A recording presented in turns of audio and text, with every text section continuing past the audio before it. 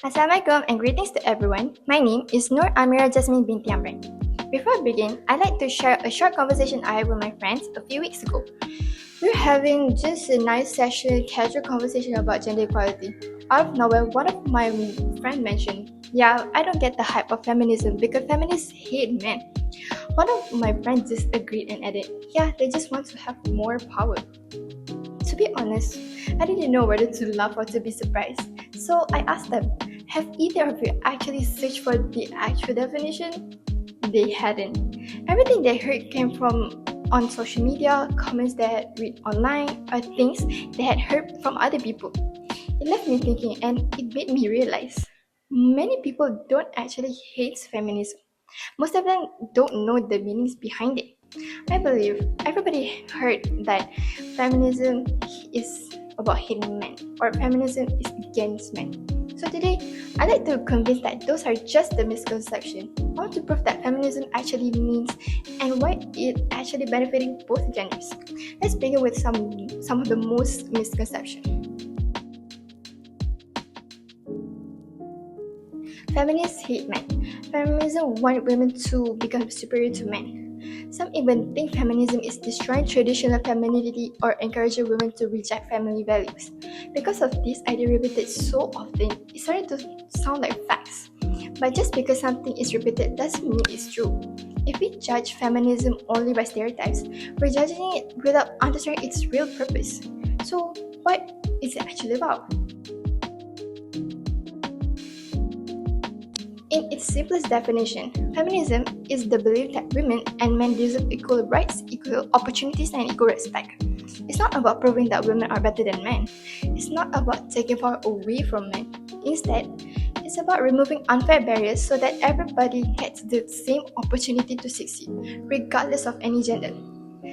I really like this quote by Priyanka Chopra.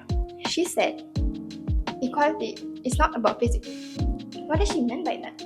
What she means is that equality doesn't mean that men and women have to be exactly the same. Yes, we have our biological differences, and that is perfectly normal. Equality simply means that those differences shouldn't determine someone's opportunities, education, career, or even the respect they receive.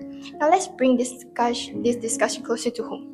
Even though Malaysia made some significant progress in promoting gender equality, there are still some challenges.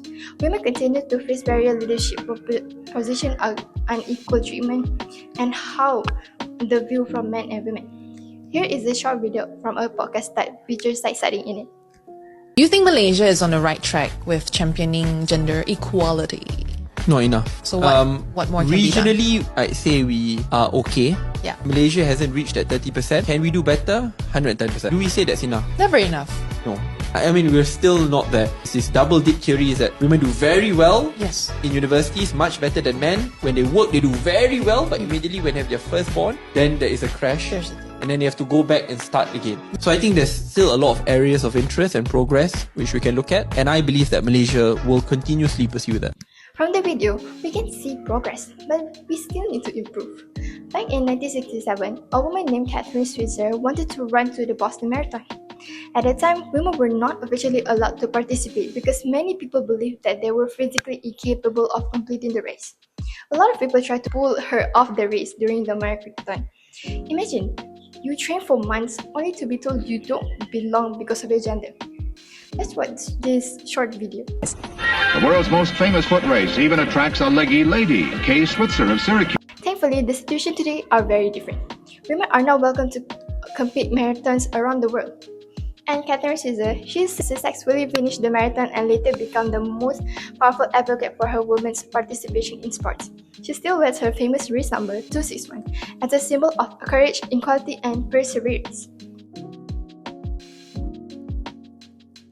That story reminds us that many opportunities we enjoy today exist because people were willing to challenge unfair rules instead of accepting them. Now, I'd like to address one of the biggest misconceptions. Many people think that feminism only benefits women, but that's just simply not true. Feminism also benefits men. It encourages men to express their emotions without being told to man up. It reduces the pressure on men to always appear strong or to hide their feelings.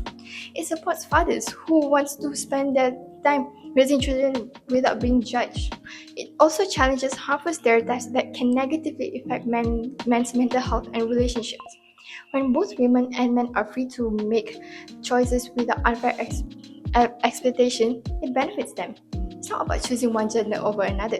It's about giving everyone the same opportunity to live the life they want. I like to end with a quote by James Baldwin.